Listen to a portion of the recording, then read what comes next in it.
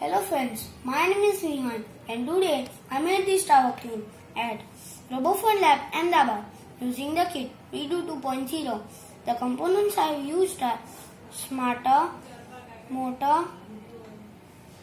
gear and the pulley mechanism and many more non-electronic components. I programmed this model in such a way that when I'm going to start the model, the tower crane will rotate on the right side and after that it will stop. Using the pulley mechanism we can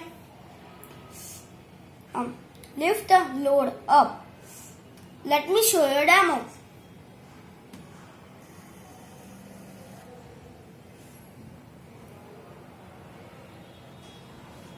This type of application we can use on the construction site. Thank you for watching the video and don't forget to subscribe and